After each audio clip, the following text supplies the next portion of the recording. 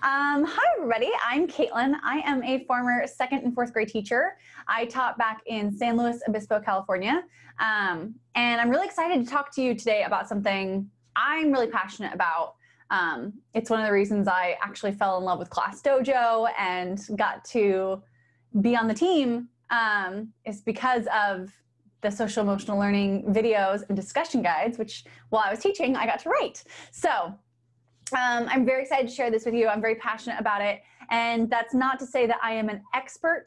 I think all of us are continuing to learn and grow. And I'm sharing with you what ClassDojo has to offer to help you and what has worked for me in the past.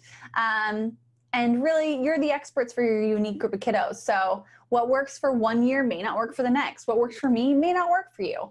But the goal is to learn from one another, share our thoughts, and hopefully create a space where every student feels loved and welcome and safe to take risks.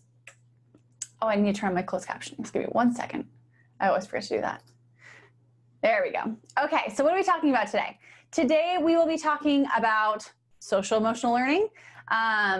If you have not yet discovered the Big Ideas videos, today is the day, and it's very exciting. I will share with you all about that. They're very relatable. Kids love them.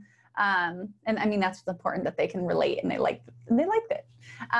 We'll talk about how to engage your students, so not just showing a video, but how to pull these concepts into practice.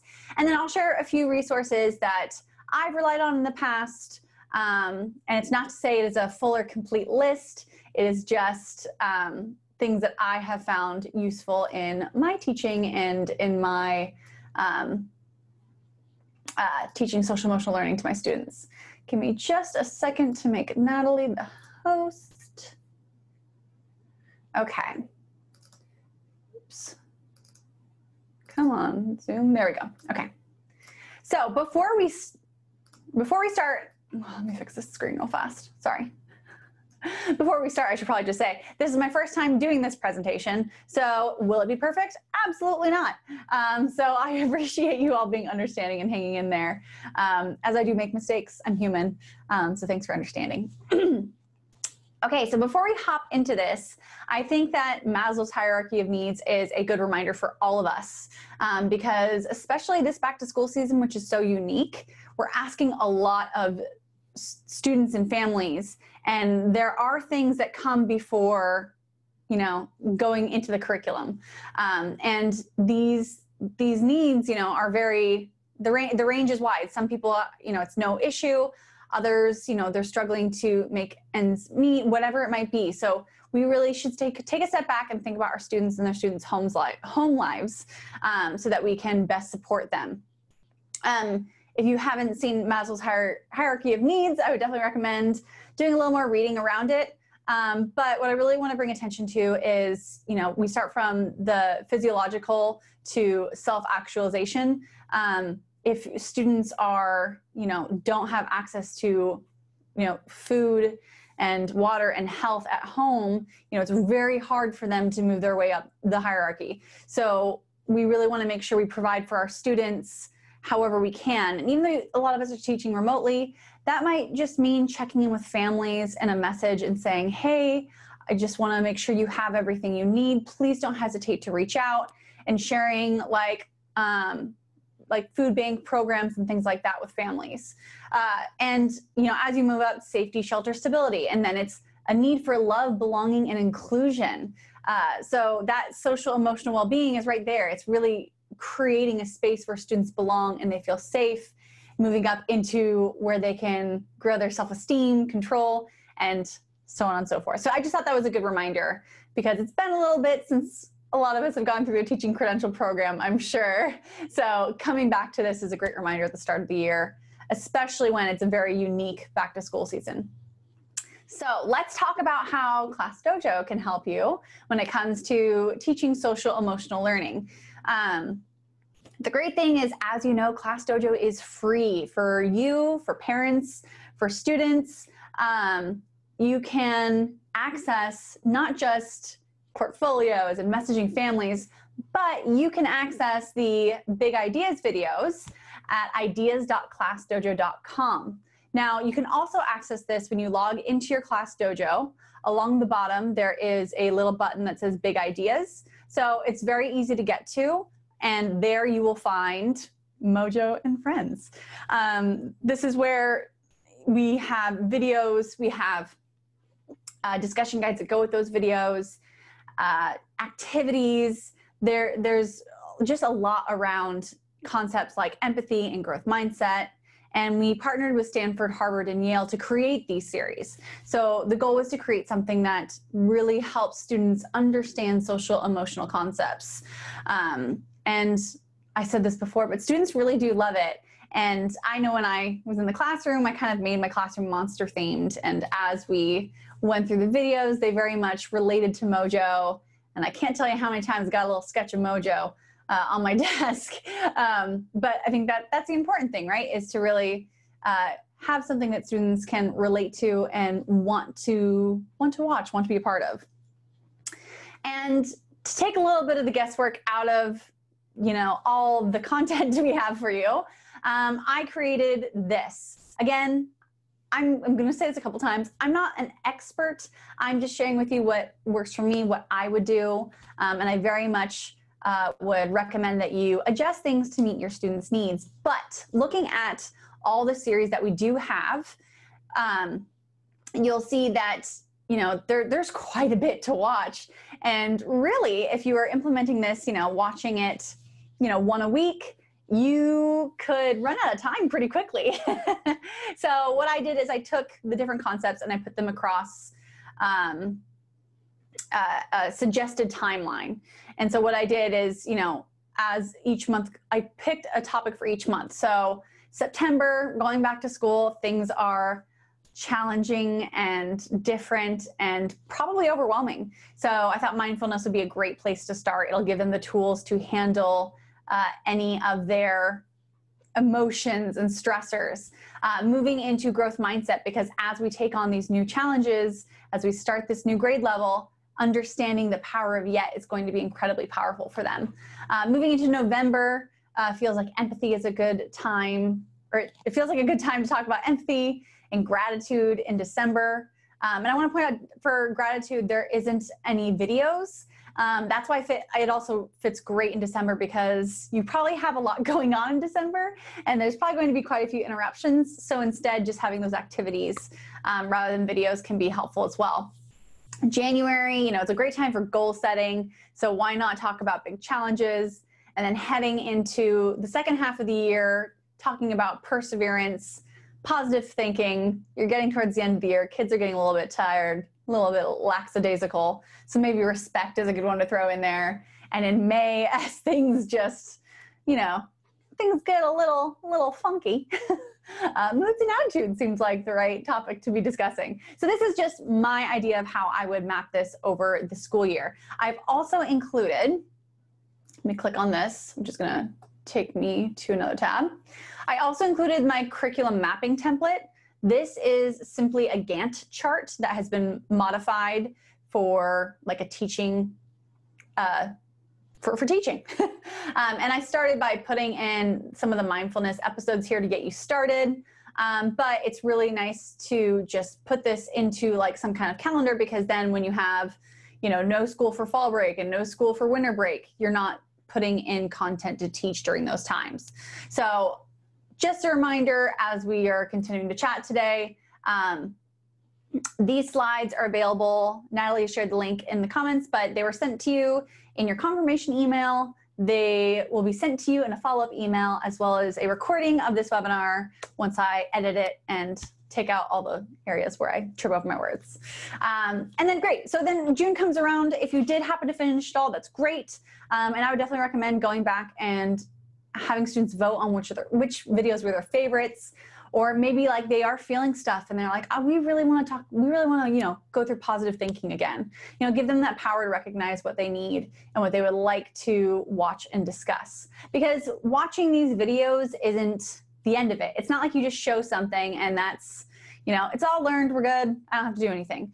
You know, implementing some kind of curriculum or trying to teach some kind of lesson, there's more to it, as you all know, than just showing. So how do you introduce Mojo and Friends, and what kind of cadence should you put into place?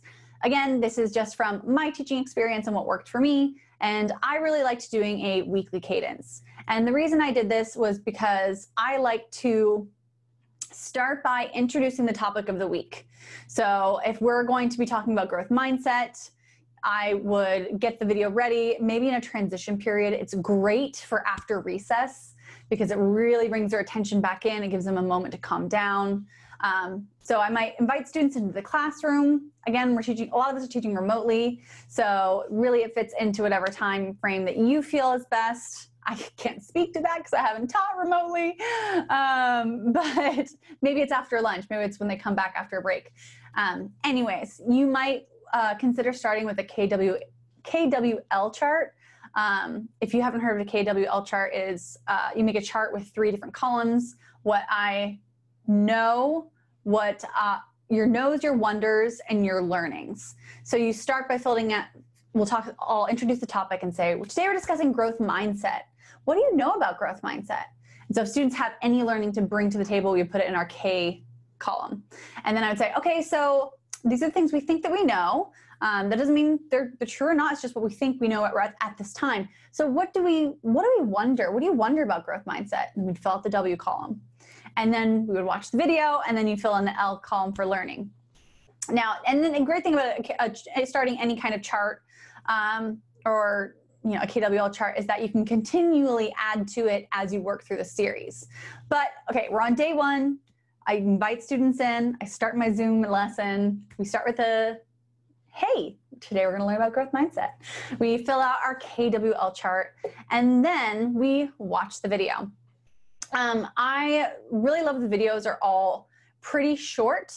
For example, the first episode in growth mindset is only 5 minutes. So when people say, oh, I just don't have time for this, I would recommend making time because I think students' social emotional well-being is so important. And by making the time, it makes a lot of other things so much easier. Students feel supported.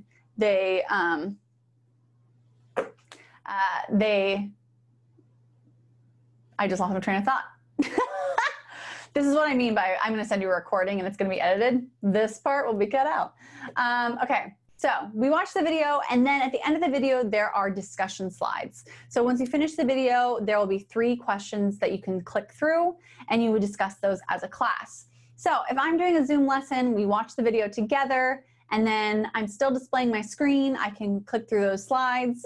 The great thing is that you can, like if you're doing Zoom, do breakout rooms. Send students into small groups where they discuss amongst themselves. You can send messages to your breakout rooms. You can always throw the question to them there. And then bring everybody back together, because I think creating opportunities for think, pair, share are important. And it's going to be a little difficult with Zoom calls, but I think we can make it work. You can also take the downloadable discussion guide, which is different than the discussion slides. And I would use that to then create follow-up activities. So the discussion slides after the video take you then to where you can share on Class Story. And I would then share from Class Story, or I would share that video to my Class Story. Even if my class has watched it once, that gives them the link on their Class Story so they can watch it again if they'd like to. Or better yet, you can encourage them to watch it with their parents and start the discussion at home. Because those discussion guides oftentimes really encourage students to talk about it with their parent or with a sibling. Not just because it helps a student to learn something to talk it out and have discussions around it, but especially as we're teaching remotely, there are things that you won't really have control over, like how parents model their love or lack thereof of math, let's say. You may have a parent who's like, I'm terrible at math, I can't do this. And it's their frustration showing, but it may also model a fixed mindset or, this lack of, perseverance. And you really want them to model the skills that you might model when you're teaching in class. So I would definitely recommend encouraging parents to watch it with their kids at home, and then having those discussions with the discussion guide, which you can download separately as a PDF. So that was day one. Day one, we watch it, we talk about it, we create a KWL chart, families watch it at home, they discuss it. So there's just a lot of talking around it and thinking about what we saw, what the topic was. But that needs to continue throughout your week. So how do you continue to revisit a topic like growth mindset while you are teaching remotely and talking about math and reading and all these different other topics? Well, these topics really do fill in with whatever you're teaching. So one thing that I feel very strongly about is greeting every student at the door. And this is, in person. So you're saying hello to every student, giving them eye contact, showing them that you're happy that they're there today. So how can you do that remotely? And this is where I'm going to ask for a little bit of audience participation. We do have the chat feature. So if you want to open that, I love to hear how you would greet your students if you're teaching via Zoom. So there's a chat. Just make sure to change it to all panelists and attendees. Yes, love it. Okay, so Elaine is saying she's saying hi to every student as she admits them to the Zoom call. Call every student by name when they enter the meeting. Absolutely. Saying good morning to each student. Yeah, really, you can recreate this one-on-one hello at the door. Have each scholar, oh gosh, now it's going fast. Oh, have each student send emojis of how they feel. I love that. Air hugs, air hugs. Oh, these are great ideas. We say hello to each student as they come in, try to say a positive message. Absolutely. Saying everyone's name, good morning with a smile. Love this, yes. So take a look at the chat. People are sharing some great ideas, but absolutely. Even if you're in a Zoom call, and even though today I'm webinar, so I can't see you, I open the chat and people are saying hi, and I was able to say like, hey, hey Clarissa, when I couldn't, I think, hey Raul, like being able to actually say people's names and smile and show them that I'm excited that you're here, because I am excited that you're here. So being able to recreate that in a Zoom call can really help set the tone for your day. Then moving forward throughout the day, how can you find opportunities to show that concept in action? Well, a really important one is just simply modeling it, modeling having a growth mindset. So when I taught 4th grade and we were learning how, and this is always my example, so I apologize if you've been in other webinars, but it's true. When we were learning how to like cross multiply fractions, I had a lot of students who were frustrated. It's difficult, and their parents were frustrated. And so when I was teaching it, I would say, this is challenging. Even though I learned this when I was in 4th grade, I think I'm relearning it now with you all. And I'd really try to model, I don't feel very confident about this yet. And I would really try to find opportunities to make mistakes and allow my students to show me where those mistakes are, even if I had to manufacture them. But allowing students to participate in that conversation and see that even as an adult, we are always growing. We're always putting into use that idea of growth mindset. So looking for opportunities to model it for your students is incredibly helpful. I also would recommend changing your feedback awards to mirror whatever you are working on that week. So if we're working on growth mindset, I would create a feedback skill called growth mindset. And whenever I found an opportunity where a student was showing growth mindset, I would make a big deal out of it, award them a point.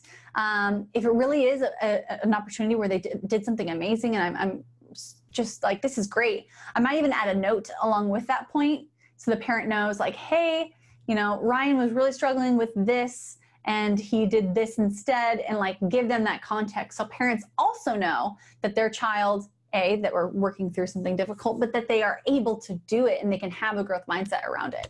So creating positive feedback around your skill of the week helps students recognize that the skill is within their capabilities. And you'll even find, if you make giving feedback something that is done by the entire class and not just by the teacher, because you want every student to be a part of it, to feel bought into it, You might be modeling your own growth mindset, and you'll have a student who goes, oh, Mrs. Warren, I think you should give yourself a point for growth mindset. I'm like, yes, you're right. I should get a point for that. So awarding feedback along with those skills really brings attention, helps them recognize when they are showing that particular skill. So that's 5 minutes every day, at the very least, greeting people, modeling it, giving feedback. You can do that all throughout the week. Maybe it will take a max of 5 minutes. But how do you wrap up the week? This is my favorite part was my favorite part about teaching, was having our class meetings. We would have class meetings on Fridays. A lot of people like to do theirs on Mondays, but I like doing it on Friday because a lot has happened. We have a lot to talk about, and it really brings us together as a little classroom family before they head off for the weekend. So I would host my class meetings on Friday. If we are in the classroom, we would always sit in a circle so that we're all facing one another. If you're in Zoom, how might you do that? I think that really just means talking about what does an attentive listener look like. If we're on our Zoom call, we're doing class meeting, how can you show your classmates that you're listening? But one thing that's very important is creating these class meetings and allowing them to be student-led. And I understand that gets a lot harder in kinder in first and second, but I have done it in second. I didn't teach kinder or first, so I don't have immediate experience to share with you. But it does take a little more guidance from the teacher, but allowing students to feel it like this is their time and that they are very much a part of this process is so important. So as we come in, sit in a circle, or everybody's on the Zoom call, talk about what attentive listener looks like, how to be respectful of one another. You started off by giving time for shout outs and gratitude. Now this is important because there are lots of different ways that students can give shout outs. One can be like, I just want to say thank you, Ryan, you're a good friend. It's okay. You can let it slide. But when you really want to have students give good feedback, good shout outs, something that really shows their appreciation for their classmates. So you might model again, or encourage students to do something closer to, maybe you really want to give Ryan a shout out. Why is he a good friend? Oh, because he helped me when we were in math and I was stuck. I think you should do that as your shout out. Ryan, I really appreciate you being a good friend. When I'm stuck in math, you were helping me. So starting off your class meeting by giving that opportunity for them to share that really brings everyone together, helps people feel, all those warm and fuzzies. Then you're going to move into I statements. So if anything came up through the week and they want to discuss, this is where students would approach it. So the important thing is to never have students say, Tommy was being mean to me. That's not helpful. You want to, again, model and say, let's use I statements. And this week I felt left out at recess. I had some friends who didn't think I could play soccer very well, and so they went off to play without me, and I felt sad. And once a student shares these I statements about how they feel, then you open the floor to allow classmates to give advice, to talk about their issues, and you allow them to work it out. And a lot of you are going, okay, wait, how does this go back to the big ideas videos? Well, a lot of this stuff will tie into your topic of the week, but it's also just an important time for students to be able to build those relationships with one another, and to create, this is creating the community. It's showing that every student is valued and, is a part of your classroom community by giving them this opportunity to share with one another and ask for each other's advice and work through things. I can tell you in my class, I had a student with ODD, oppositional defiance disorder, and it was challenging, and the class knew it was challenging. And there were times where they knew that they needed to model for their classmate or help give guidance, and they did it in such a kind way because they were so used to giving each other advice, to sitting in a circle and giving each other gratitude, that when this student was struggling and being disruptive or whatever it might be, they did their best to help that child in a way that they would like to be helped. So I'm very passionate about having these class meetings. I also, every Friday, would follow up with a read aloud, with a read aloud. I have a list of read alouds later in the slides deck, but I would pull a read aloud for each topic. And so we would read a story that focuses on growth mindset or empathy. And then that book would go into my library and students could read it, you know, for the next few weeks. So it'd be there and they can revisit it. I mean, the goal is to have multiple books for each topic, but I've only listed like one in my slides. So you'll have to share your favorite books as well when we get to that slide.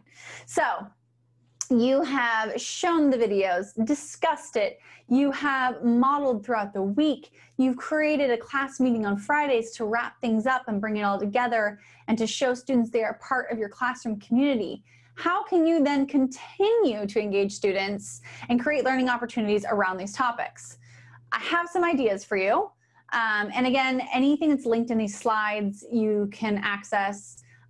So I'll talk about that when we get to emotional check-ins. But we talked about the discussion guides. The discussion guides you can download as a PDF, but I think I would simply take those discussion guides and use them to create an activity in students' portfolios. So after we have watched that video, I can open the PDF on one tab and type in those questions into the activity, and I can ask students to either text, journal it out. Maybe I want them to video the discussion they're having with their parents, but assigning it as an activity in their journal means that they will revisit this learning later that night or later in the week and have an opportunity to really discuss it in depth with their family or whoever it might be.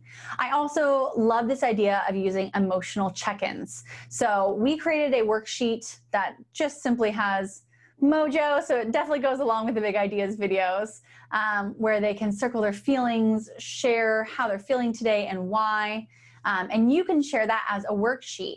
If you haven't explored portfolios much recently, this is your year.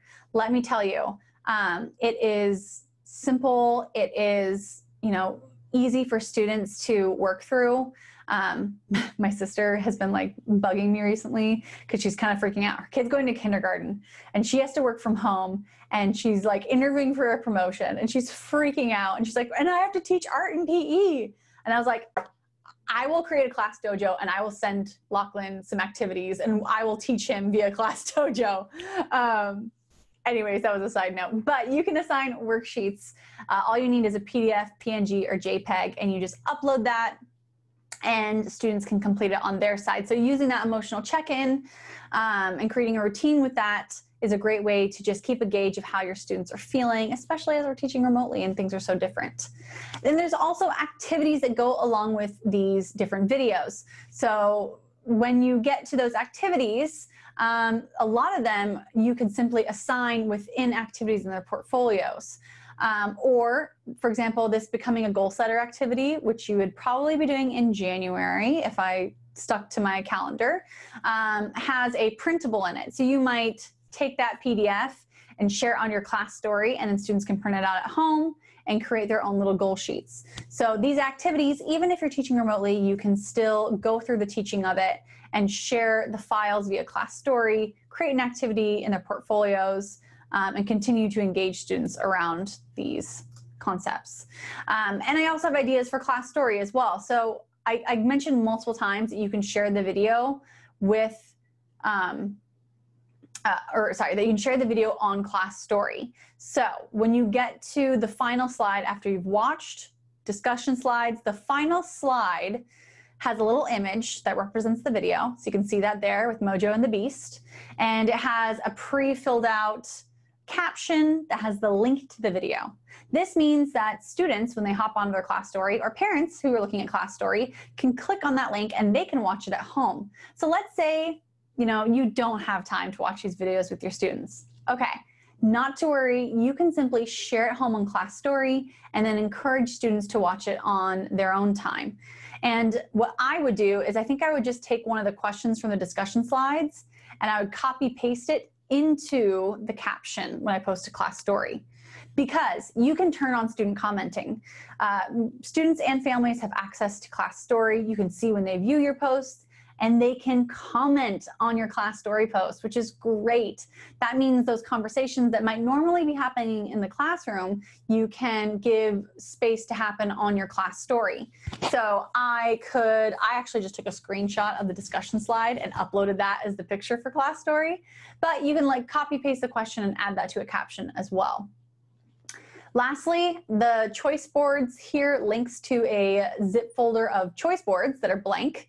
And what I do is I just take that into a Google Slides doc, and I make a little text box and I copy paste it and I move it around and I just edit those little text boxes. So you can create a choice board of activities around your big idea of the week. So if your big idea of the week is growth mindset, you might have a video, a journal, a photo entry, a picture entry, a drawing entry, all focused around something around growth mindset. Tell me about a time this week that you showed a growth mindset. Tell me about a time that you really struggled. What did you do?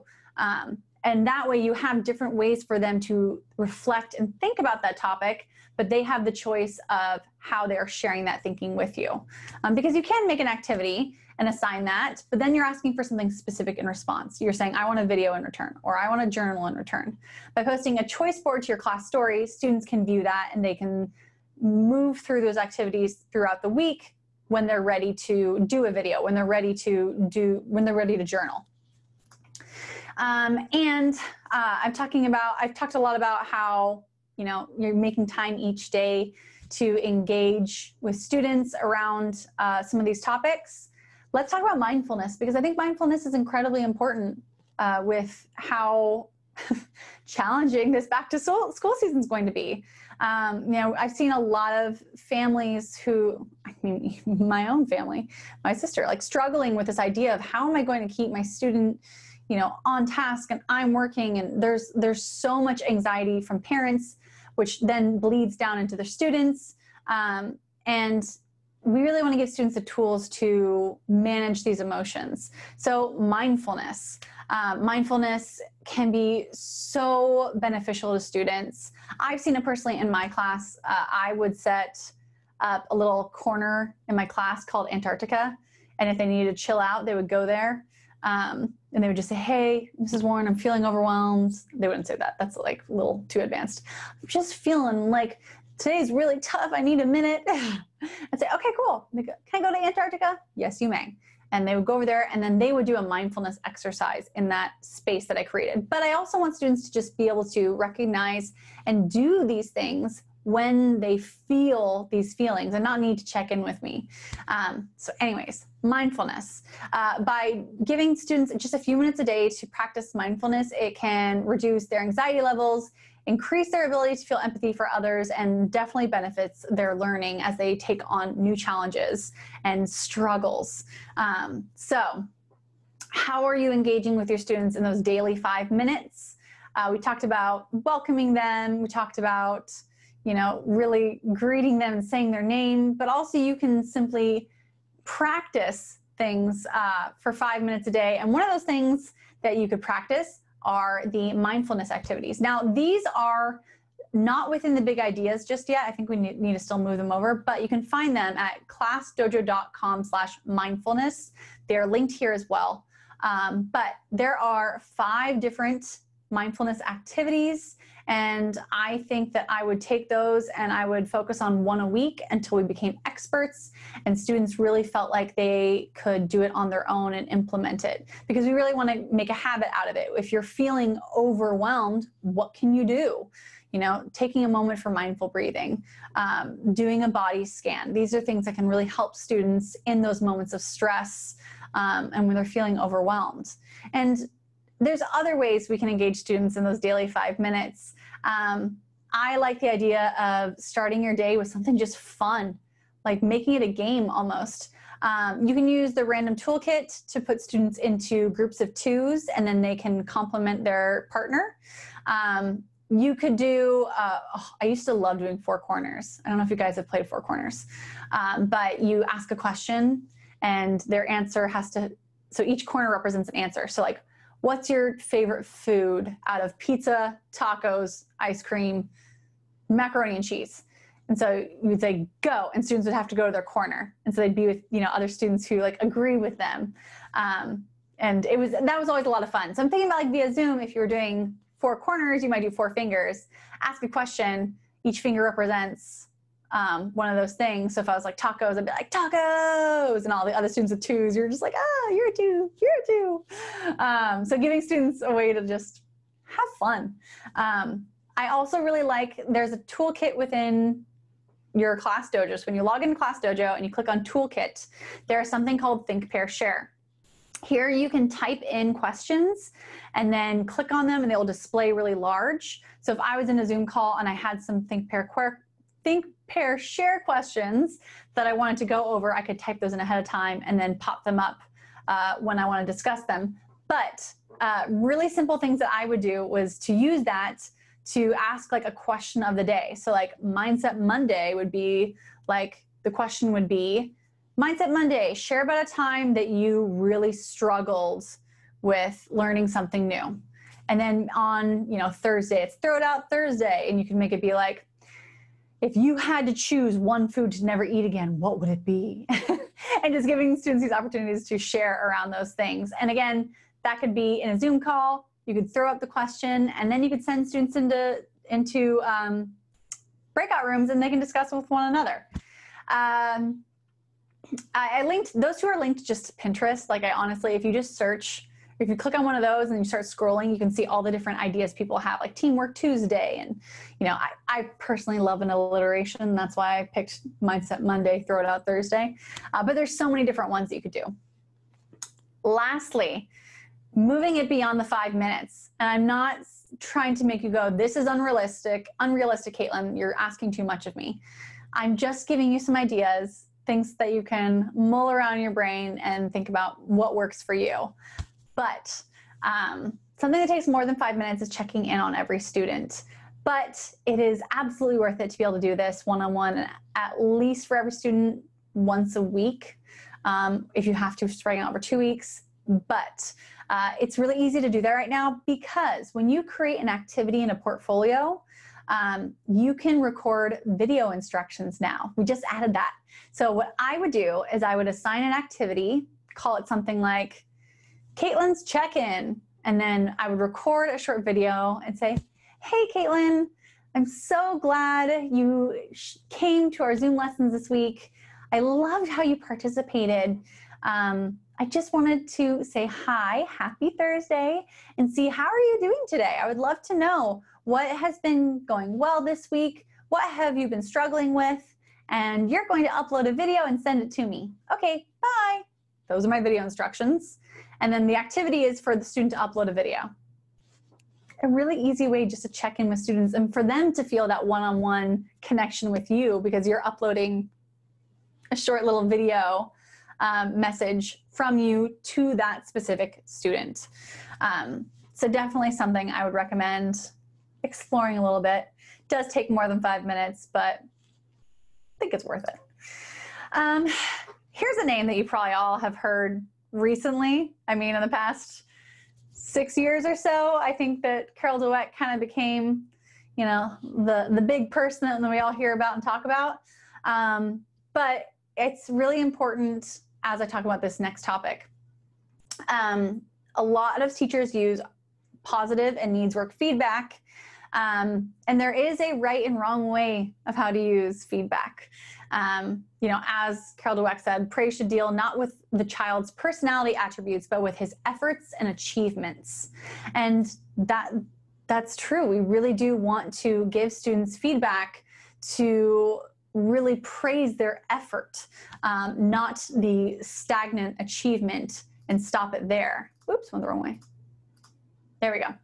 So how do you encourage positive skills? How would you praise the effort over the achievement?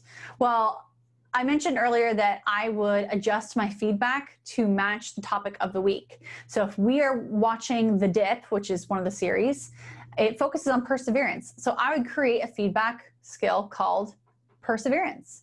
By giving that feedback, it's timely, it's specific, it's individualized, It encourages students to stop, reflect, and goal set, but only if you set this up with students and they buy in and agree with you on how you are using feedback. So you can use this just with students. You don't have to share this data home, but it's really key that you set this up with students at the start of the year. What does it mean when I get feedback? What do I do with that? Because what is the goal of giving feedback? Let's start with ourselves. What is the goal of me giving this student a point for perseverance? I want them to recognize that they were struggling, but they kept working through it. And that's the important part, the grit. So I want that student to see that even though they are feeling tough right now, that it's feeling hard, that they're doing the right thing. And I want them to continue doing this even though it's hard. Okay, if that's my goal, how can I share with students that is the reason I give them feedback? So at the very start of the year, I make sure students understand in our class meeting, this is what feedback is. Feedback is a way for me to show you the awesome things that you do and to help you continue to do those awesome things. And if I do want to share this data home with families, then I also set this up with families and I say, hey, this is just for the classroom. I don't want there to be any consequences or praises coming from home around specific points and totals. That's not the goal. The goal is simply to help this student recognize what's happening in the moment. And so, going back to this idea from Carol Dweck, how do you praise the efforts versus the achievements? Well, sometimes we're like, oh, you're a fast finisher, good job, you can go do the extra coloring activity. Well, that's not really great. How about instead we praise like the thoughtful thinker and we say, wow, I really love how you sat in this question for a long time. You really worked through it and you showed your attention to detail. How about, if you are going to use needs work points, first of all, it's needs work, not negative. Why? Because it's not a negative thing. It's something we need to work on. We're all growing. We all have things we need to work on. So if I do feel the need to give out needs work feedback, really setting that up specifically, because we don't want that to carry home and for a parent to then punish their child for something that happened in class. We want this to be, again, in the moment, helping the student recognize what's happening with them. So for example, a student who's continually shouting out, maybe you're going to give them a feedback point for patience to remind them, I need to work on patience. So they can stop, kind of think about what they're doing, reflect, goal set, and move forward and make some progress. And then like, you're so smart versus like, I love how you really, put great effort into that. So thinking about that fixed versus growth mindset, thinking about how to praise the effort versus the achievement is all incredibly important within creating positive feedback and skills. Because I feel very strongly about this because kids can take it to heart and every kid handles feedback differently. There may be a year where your students are too competitive and they can only see it as comparing one another, then maybe we don't use it. And then there's other years where students really become this community and they're cheering each other on for their progress. And you are the expert. You know your unique group of students and you know what works best for them. So we trust you to make that choice. And that's why you can still find feedback within your ClassDojo. Okay, I have a few more resources for you. Okay, I'm doing okay on my timing. I have a few more resources for you, and these are just things that I found helpful. And this is, again, where I'm going to bring back that audience participation. I'm actually going to post later in the Facebook community, and I would love to get you all to then share there as well. So look for my post later today. But let's talk about a few other things that might help. This is my personal book list. It is not a complete list because that would take up many a slide, but in my classroom, I had a bucket of social emotional learning books, and a new book would be debuted when we read it at our class meeting, and that would be so exciting and students could check it out, and that bin would grow and grow and grow throughout the year as we learn these different student skills. And I would label each one with, like, My Magic Breath would have a sticker on it that would say mindfulness, so that they could connect it back to that concept that we had talked about. So I am not recommending you go hop on Amazon right now and spend $300 on books. You can find a lot of these in your classroom library. Sometimes you can find a read aloud on YouTube, which right now, because we're doing remote teaching, might be incredibly helpful. But these are books that I love. So for mindfulness, actually there's a couple that I kind of fudged because like I just thought they were so cute and I was like, this looks amazing, but I haven't actually read. So My Magic Breath for mindfulness, growth mindset, My Fantastic Elastic Brain, and The Magical Yet. The reason I put 2 is because I haven't actually read The Magical Yet, but I thought it was so cute and I was like, I would definitely pick this book.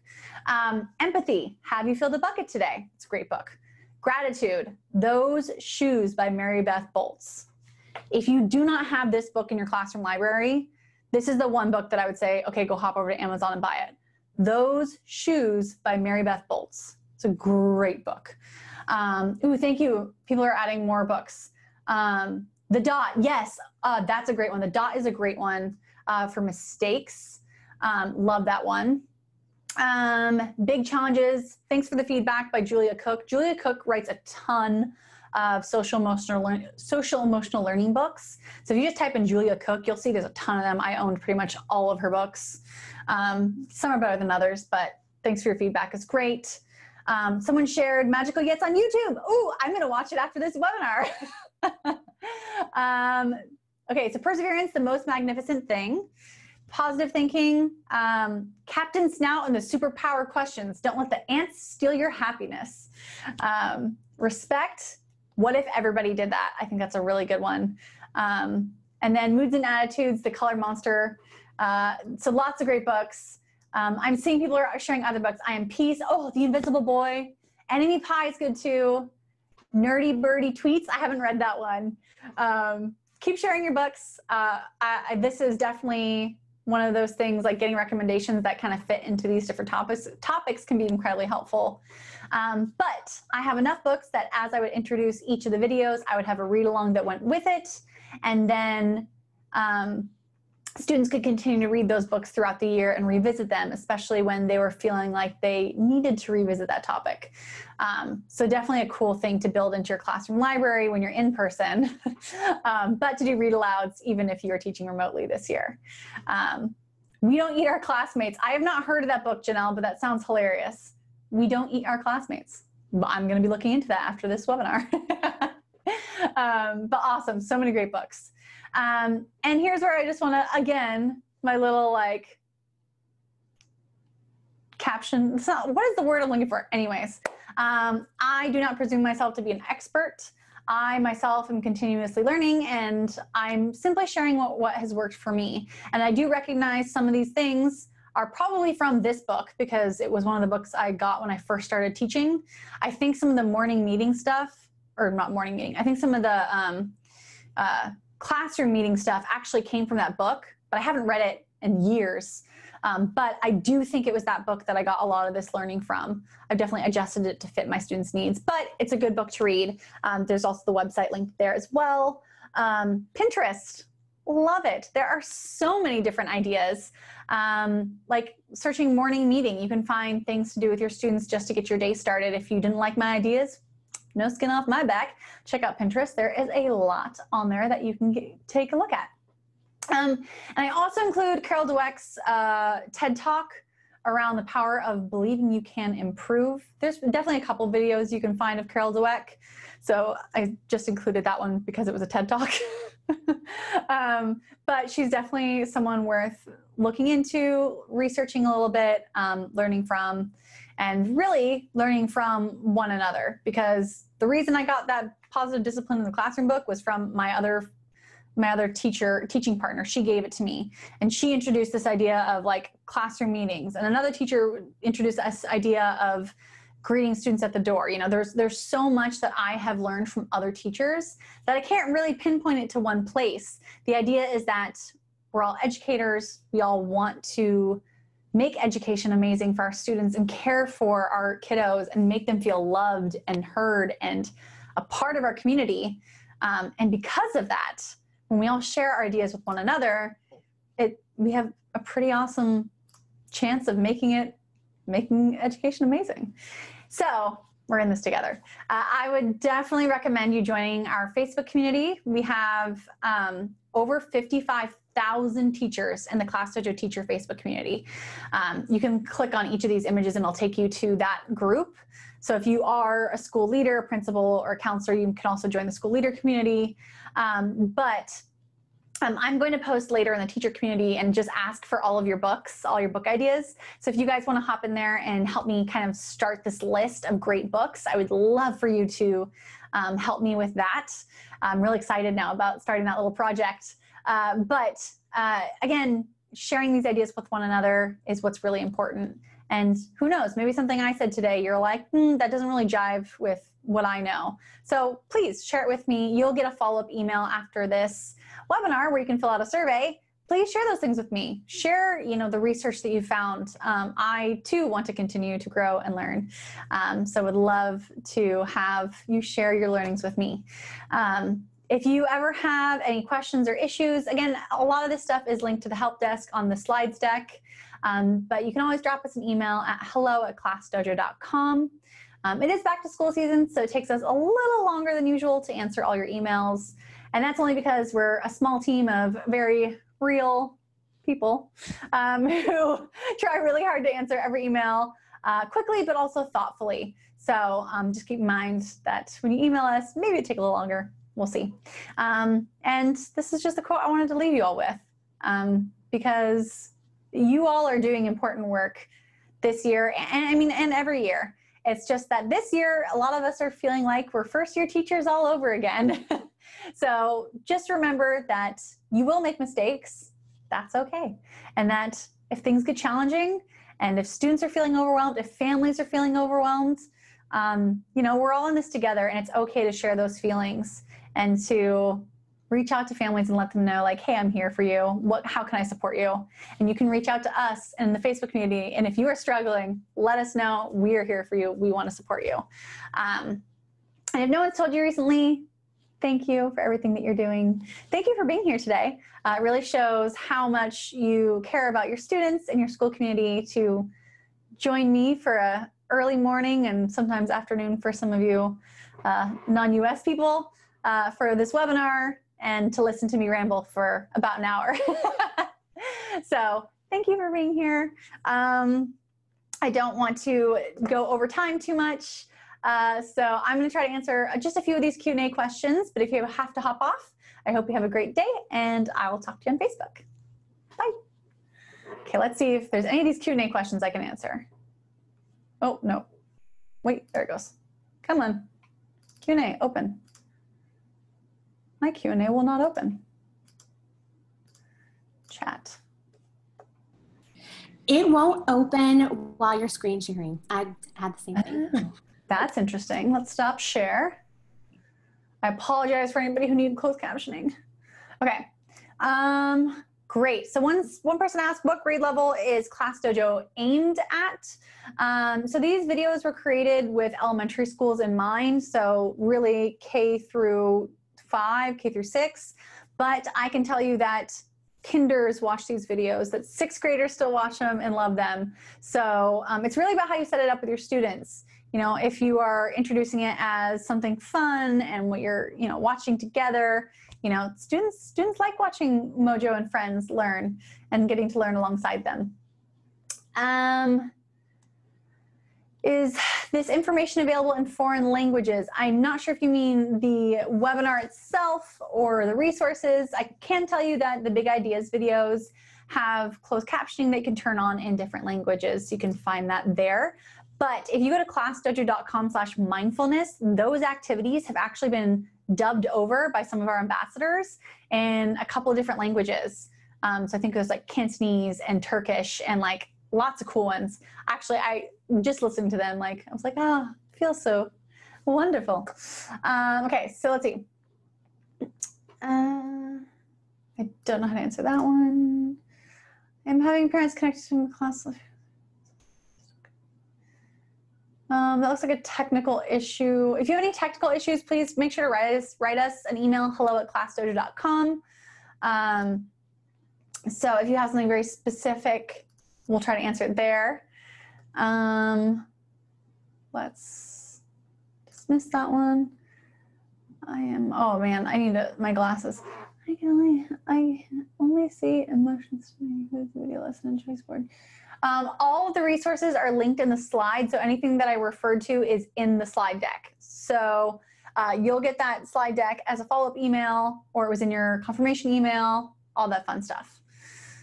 Okay, my computer is so far away I cannot see it, so I apologize for me squinting. Yes, you will get a certificate for the PD. You'll get that in the follow-up email. So I'll make sure you get your PD certificate. And we're doing this webinar again next Thursday. So encouraging other teachers to join. If you found it helpful, please send them the training page, classdojo.com/training. That's where we're updating all of our upcoming webinars. So, and I'm sure next Thursday, I'll be even better. I'll have all those books you guys recommended, and my presentation will be just great. Oh, great question. Someone asked about any recommendations for preschool students with disabilities. I did not teach preschool, and I think disabilities is a very wide range, so I'm not sure exactly, but I would definitely recommend questions like these. Please post them in the Facebook community, because these are the conversations we should be having, right? We should be discussing this with other teachers from around the world who have experiences, who've been teaching forever, or who are brand new teachers. Please ask these questions in the Facebook community, because I don't think I have a specific answer for you, because I just don't have that experience. But I know that there are people who can answer that. Okay. One more minute. Do you have any ideas for jobs while doing virtual learning? I thought of one of the students can be, student jobs. I like this question. Student jobs while you're doing virtual learning. You could have, because usually in your class you have like one student does flag salute, another one does attendance. So you could have a student be when you're doing class meetings, they could be the leader. So they can, be the one who's reminding students to listen, or to assign the next person to talk.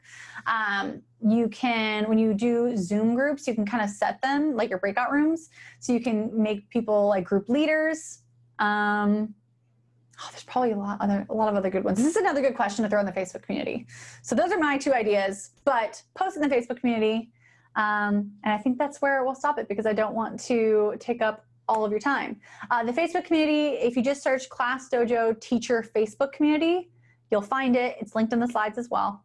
And I will talk to you there later today, if you all join me there. And that's it. We'll call it. I hope you have a great day. Happy Thursday. Have a great weekend.